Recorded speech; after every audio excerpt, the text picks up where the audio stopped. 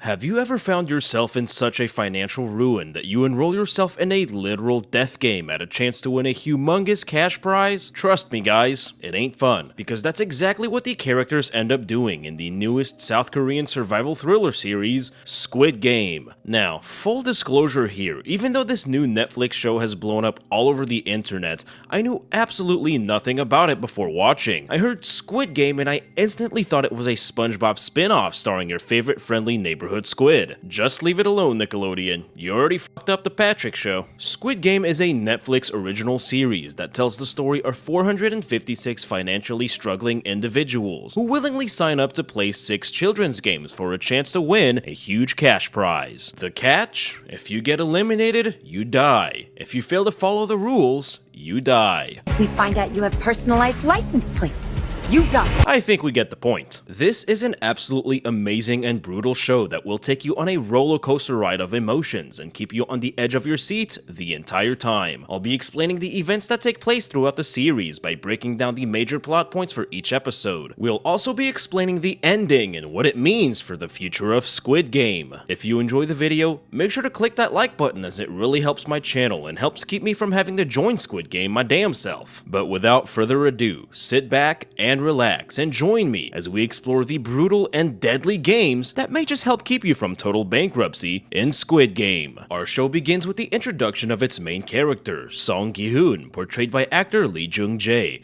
Gi-hoon lives with his elderly mother and gambles away her hard-earned cash at horse tracks so he can pay off his large debt. He is being pursued by loan sharks who in Asia are known to be especially violent and relentless. It's established right away that his situation is dire and that he is getting desperate. However, that doesn't stop him from taking his daughter out for her birthday and getting her a pretty neat birthday present. Gi-hoon is divorced and his ex-wife's new husband plans on taking them to America unless he can prove he is financially stable enough to gain custody over his daughter. He meets a mysterious man portrayed by Gong Yoo, who most people will recognize from his role in Train to Busan. He plays a one-sided game of Dakji and gets slapped around a few times by the man for a couple bucks. Gi-hoon is then given a card and invited to participate in a competition with a chance to win a huge cash prize, which could free him from his financial burden. He wakes up in a large room along with 455 other contestants, all wearing the same green uniforms. All contestants are numbered in the order in which they joined the competition. Gi-hoon was the last one to join and befriends number 1, a sweet elderly man with a brain tumor. We are also introduced to main characters number 67, 101, 199, and 218, a man named Cho Sang-woo and Gi-hoon's longtime childhood friend. Every single participant is going through financial struggles and have all voluntarily agreed to participate for a humongous cash prize that could change their lives. Everyone signs a consent form stating they are not allowed to stop playing, they cannot refuse to play, and the games may only be stopped by a majority vote. The contestants must take place and win in 6 games modeled after children's games to be victorious. The games are being administered by mysterious men wearing pink suits and black masks marked with the PlayStation button symbols that symbolize their ranks. This guy called the front man is their leader. How did I know that? Oh, I don't know. Just a lucky guess. To keep the integrity of a fair contest, none of the contestants know what game they'll be playing prior to actually playing the game. After what must have taken hours of my absolute least favorite thing to do, waiting in line, the first game finally begins. The game is called Green Light, Red Light, and the objective is fairly simple. You must reach the other end of the room and cross the red line within the given time limit. However, you can only move while the voice says Green Light, Red Light, and must stay absolutely still right after or be eliminated. Eliminated not just from the game, but from life.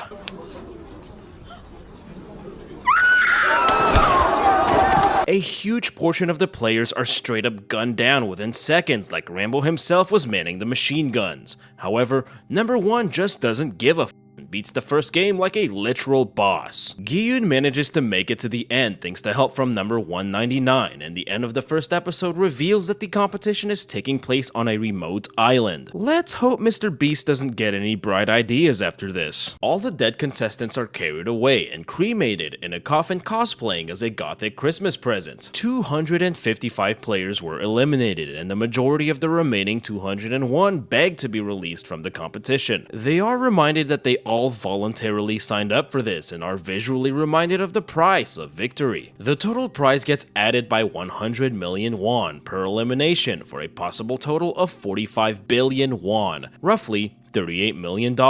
Despite the fortune literally hanging over their heads, they choose to invoke the third clause, which states the game may be terminated by a majority vote. They are faced with the dilemma of leaving with their lives or risk dying for a chance to win the jackpot. The vote is split evenly by 100 on both sides, but the tie is broken by number 1, who chooses to terminate the game. The vote proves that while one half values their lives over money, the other half are willing to risk it all for a better life, stating that their chances of survival in Squid Game are no better than the cold and cruel world they are already living in. And cast out into the cold world that we know and endure. All the contestants are released back into the world, and we get a deeper dive into all their personal struggles. Sang-woo befriends Ali and shows him an act of kindness by paying for his bus fare. Ali is an international worker from Pakistan with a wife and 1-year-old son who hasn't been paid by his employer in months. Number 67's name is Kang Sae-byuk, who defected from North Korea with her little brother Chil. She needs money to rescue her parents from North Korea and reunite her family. Sae-byuk is a cold and reserved young woman who sees the absolute worst in society and doesn't trust anyone. Song-woo is 6 billion won in debt and put up everything he and his mother own as collateral. His mother has no idea of his hardships and brags to all her friends about how successful she believes him to be. Gi-yoon tries to report what happened to the police, but he just comes off crazy as hell. I mean, there's absolutely no way that he was the only one reporting this and the police would have realistically taken this more seriously. His situation becomes much more dire when his mother falls ill and needs surgery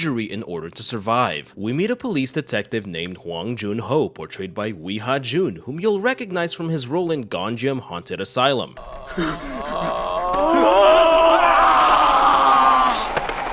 Junho is searching for his missing brother, who unbeknownst to him, also participated in Squid Game. All the players are given a second chance and are re-invited to participate in Squid Game. Despite being fully aware of the dangers of participating, the weight of all their struggles and demons is simply too much. Gi-hoon, as well as several others, decide to voluntarily re-enter the competition.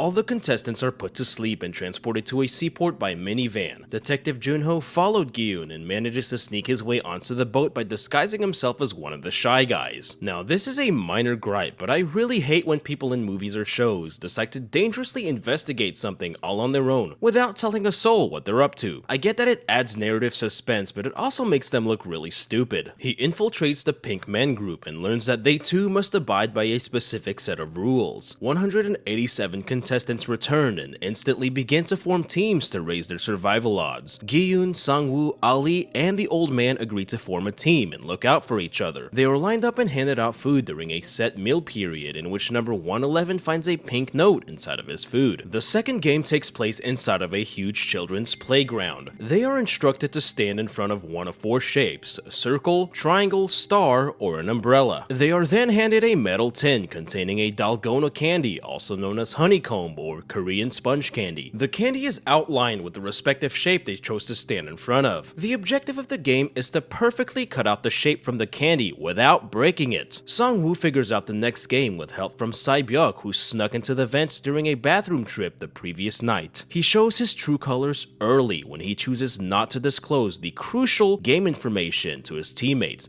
leaving them at a disadvantage. 아니야.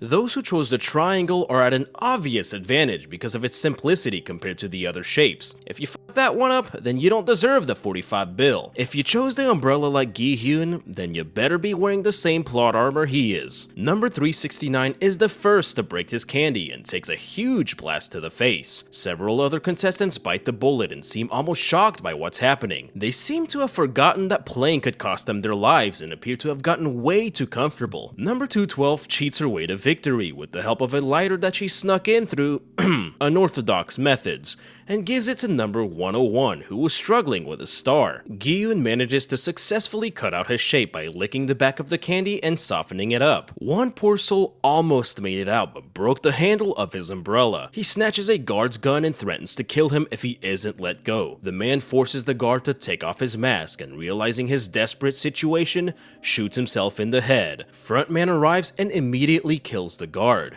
우리가 누군지 알게 되면 죽는다. The survivors regroup and we learn that 79 players were eliminated during Game 2, bringing the total prize up to 35 billion won. Number 212 joins up with 101 and his group of thugs for having helped them the previous game. She appeared very manipulative from the beginning, and it's obvious that she will do whatever it takes to have an upper hand. I'm pretty sure that we all know someone like that in real life. During a meal period, 101 and his group of goons enter the food line a second time and rob 5 other contestants of their meal. There was only enough food for the exact number of contestants, and the guard doesn't seem to care that food was unjustly taken from the others. Come on, man. Number 271 confronts the thieves and gets beaten to death by 101. 사람이 죽었다고요! 내 말 안 들려? 이러면 안 되는 거잖아! The guards don't seem to care about what just went down and just haul him away in the present coffin. In a weird turn of events, we learn that number 111 and a few rogue guards have been harvesting the organs of dead players to make money. The guards have secretly been telling him the games ahead of time by sneaking notes in his food. They reveal that nothing was done about the food shortage to purposely spark conflict between the contestants so that a fight could break out and weed out the weak. Number 111 joins up with number 101 and his thugs, revealing that he is a doctor and also knows what the next game is. I found it quite interesting how simply having the information for the next game practically made him the most important man in the room. Just as predicted, a brutal and gritty fight breaks loose after lights out. Number 101 and his goons go after Saibyuk, but she is saved by Gi-yoon and his team. The fight comes to an end when the old man shouts and pleads for everyone to stop. 게임 종료. The guards were on standby the entire time, waiting on the order to step in and stop the fight. In the aftermath of the brawl, the group reveal each of their names to build trust among them. The old man's mental state is starting to deteriorate as he does not seem to remember his own name. 이름이... 영감님, 아까 많이 무서우셨나 보다. Number 101 and 212 get a little steamy with each other in the bathroom and also reveal their names to each other. Her name is Han Min-yo and his name is Jang Dok-soo. She makes him promise to stay with her until the end and vows to kill him if he betrays her, which he ends up doing in the very next game. With exactly 80 players left, they are instructed to come up with teams of 10 and Dok-soo dumps Min-yo because she is a woman. 씨발 더럽게 질척거리네 진짜. She joins up with Gi-hyun and Saibyuk recruits a young girl, bringing a total of 3 women and an elderly man on their team. This proves to be a huge disadvantage for them as we discover that the third game is tug of war. Dok-soo was aware of this beforehand thanks to the doctor and made sure his team consisted of the strongest men possible. The game is played over 2 tall platforms, and if they lose, the entire losing team falls to their deaths.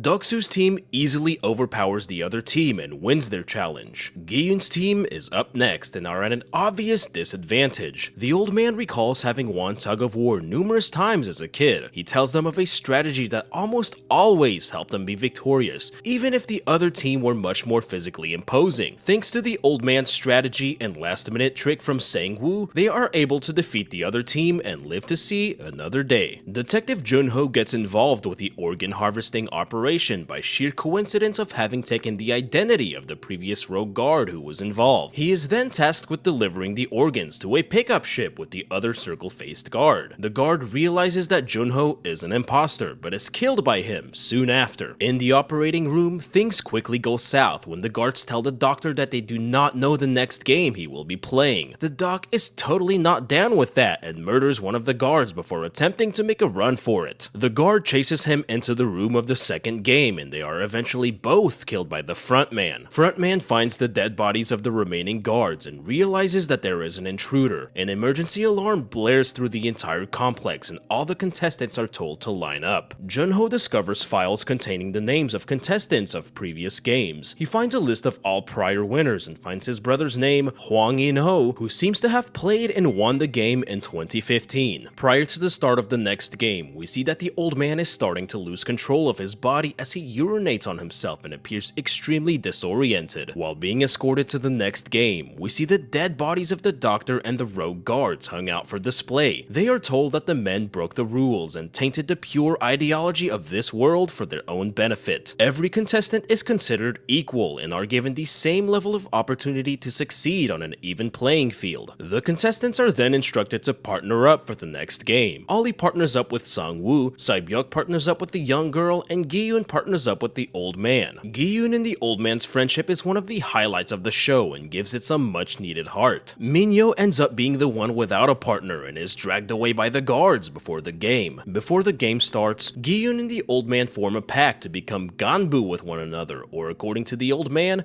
really close friends that share everything. In a shocking turn of events, the contestants learn that they will not be working together, but in fact will actually be facing off against their partner, meaning that only half of the contestants will walk out alive. Each contestant is given a bag of 10 marbles and have to win all the others' marbles before the time runs out. They can obtain the marbles by any means, but are prohibited from resorting to violence. Sang-woo finally reveals his true colors and ends up deceiving Ollie for all his marbles.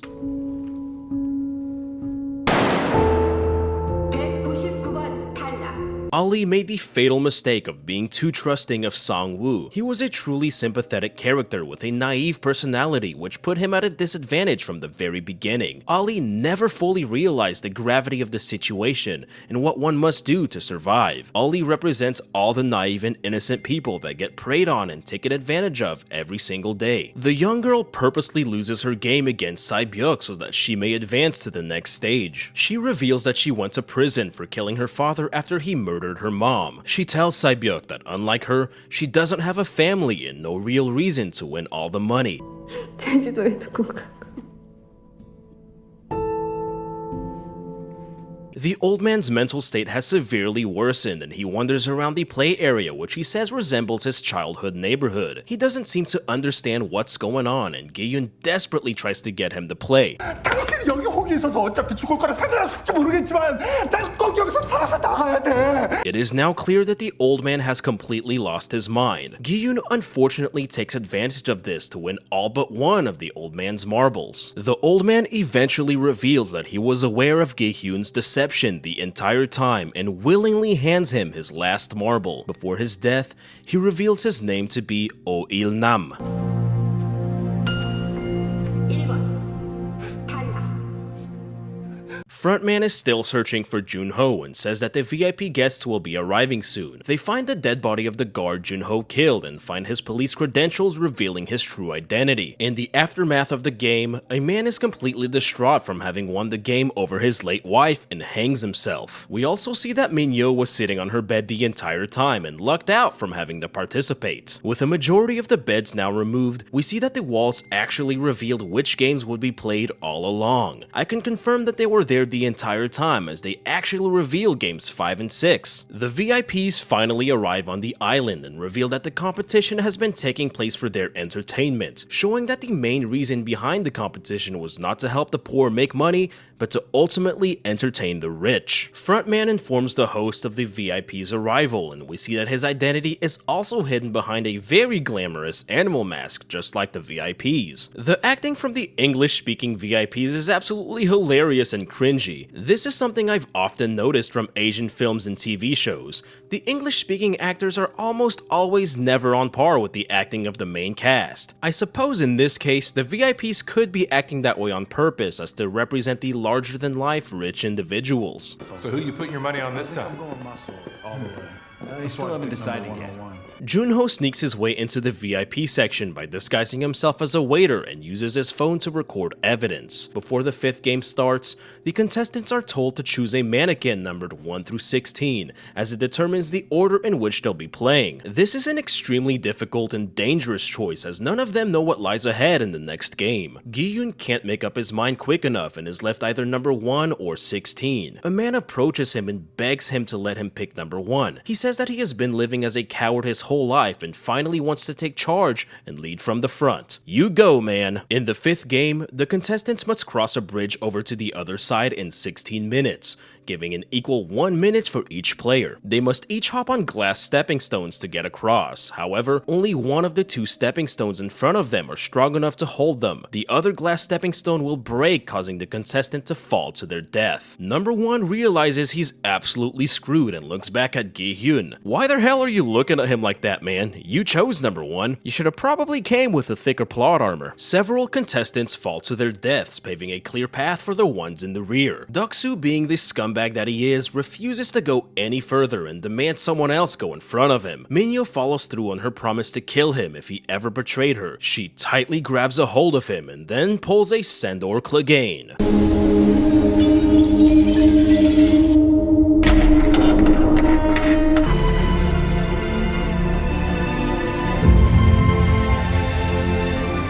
One of the VIPs takes a liking to Junho and takes him to a private room. Junho sticks a gun to the man's head and forces him to reveal the truth behind Squid Game on video. Number 17, now in the lead, reveals that he can differentiate between the weaker and stronger glass as he worked in a glass factory for over 30 years. He chose not to reveal his secret until now, as Deok-soo and his gang previously tried to kill him numerous times. He manages to get to the last tile, but frontman shuts off the lights so that he can't tell between the two. Song-woo then pushes the man to his death, clearing the path for the rest of the group. The time runs out, and in a very visually pleasing scene, the rest of the bridge suddenly explodes and sends glass shards flying everywhere.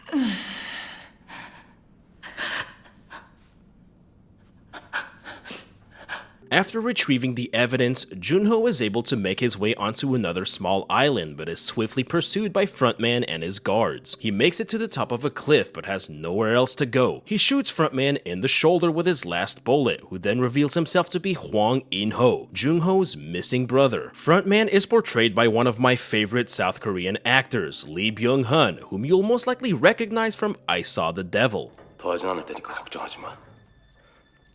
이 미친 개사이코 새끼들. He tells his brother that he will live if he comes with him. Junho refuses to do so and is shot off the cliff by his own brother. The remaining 3 contestants are Gi-hyun, Sang-woo, and Sae-byuk. We see that Sae-byuk was impaled with a large shard of glass during the previous game, but doesn't tell anyone. They are congratulated for having made it to the finals and are served a fancy schmancy steak dinner. Afterwards, they are purposely left with the steak knives to arm themselves with. Gi-hyun now realizes that Sang-woo will stop at nothing to win the competition, even if it means killing his own best friend. He has a conversation with Sae-byuk, who makes him promise that whichever one of them wins the game, that they will take care of each other's family. Gi-hyun notices that Sang-woo has fallen asleep and takes out his knife to go kill him. 아저씨는 그런 사람 아니잖아.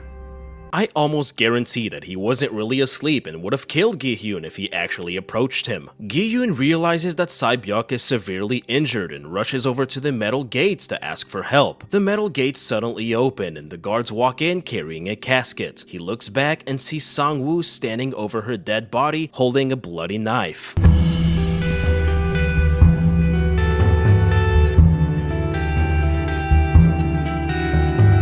This proves that he was never really asleep and was waiting for his opportunity to strike. In a complete fit of rage, Gi-hyun rushes Sang-woo with his knife but is stopped by the guards. This is my favorite scene in the entire show as it displays so much raw emotion and is backed by a beautifully haunting soundtrack.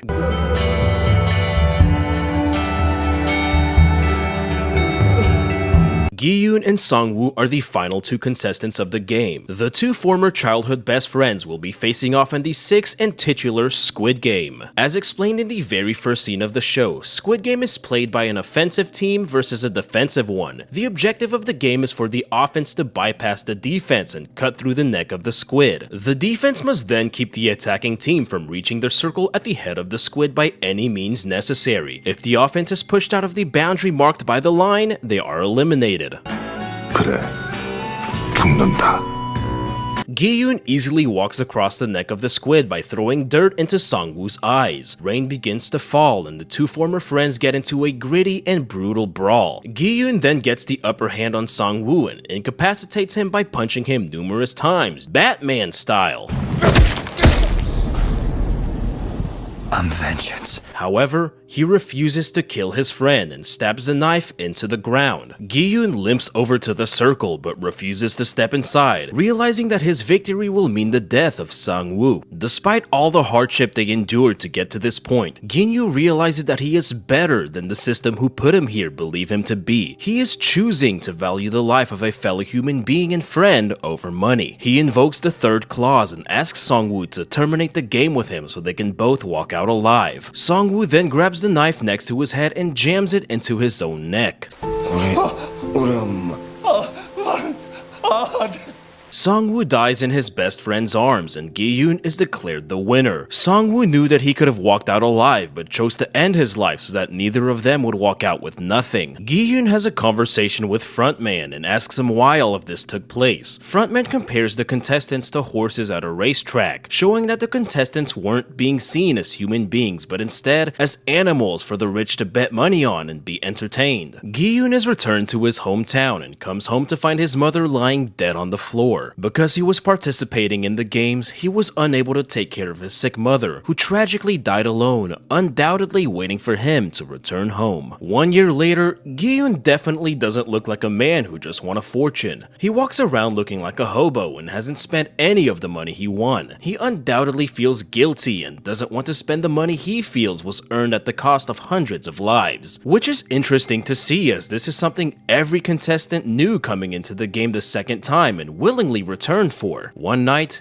he receives a card with the Squid Game logo from his Ganbu. In the final episode's shocking twist, we learn that Oh Il-nam was the host and creator of the game all along. He reveals that he amassed a fortune by lending people money and created the game with other rich individuals out of boredom after having made too much money. He says that after becoming terminally ill, he wanted to take part in the games for some excitement. He disguised himself as an innocent old man, slowly losing his mind so that no one would suspect him. This explains why the midnight brawl after the second game was stopped right after he began screaming on the bed. They were actually waiting on his orders all along. This also explains why he didn't want to reveal his name and pretended as if he had forgotten it when he was really protecting his identity. The stage for the fourth game was also designed to look like Il-nam's childhood neighborhood on purpose, something that couldn't have been just a coincidence. I believe Il-nam was originally supposed to disappear before the fourth game, as he was anticipating no one would partner up with him, though he was proven wrong by Gi-hyun. I can't help but to bring up the similarities between Oh Il-nam and John Kramer's Jigsaw. Both men are terminally ill from cancer and both come up with deadly games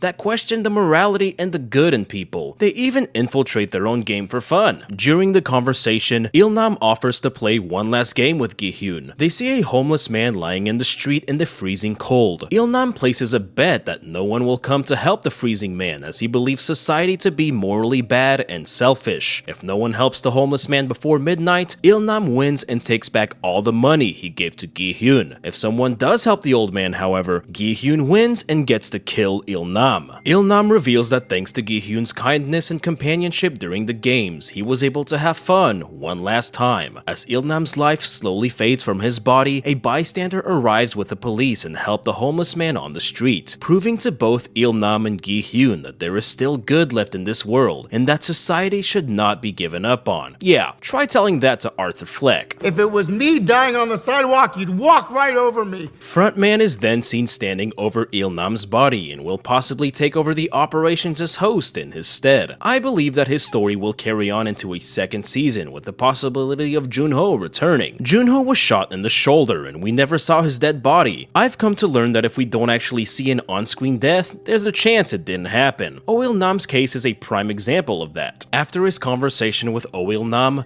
Gi-hyun now has a different perspective on winning. He dyes his hair bright red and takes Sae-byuk's younger brother Chul out of the home and into the care of Sang-woo's mother. He leaves a large briefcase full of money with a note telling her that this is the money he owes Sang-woo. Sometime later, he sees the same man who recruited him into the games doing the exact same thing to another man, showing that the annual games are about to begin again. He attempts to confront the man but is not able to reach him in time. He grabs the card from the stranger, which now has a new phone number on it. Gi-hyun heads to the airport to board a flight to America and visit his daughter. Before boarding the flight, however, he dials the number on the card and speaks his name. A man's voice on the other end, possibly Frontman, tells him, 그 비행기를 타. 그게 당신한테 좋을 거야.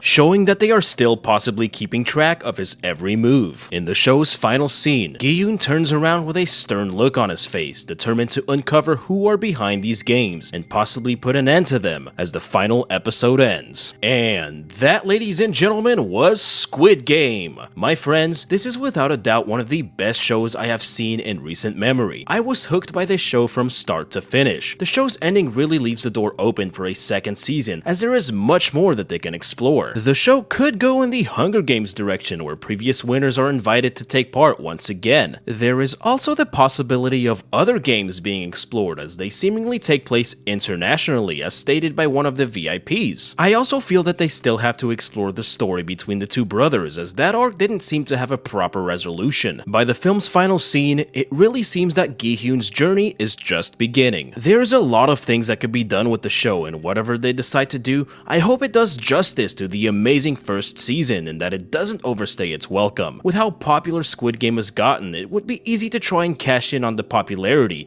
and lose the sight of what made the first season so special. But as always, ladies and gentlemen, I hope you enjoyed the video. Thank you all for tuning in, and I cannot wait to see y'all right back here in the horror mine. Y'all stick around.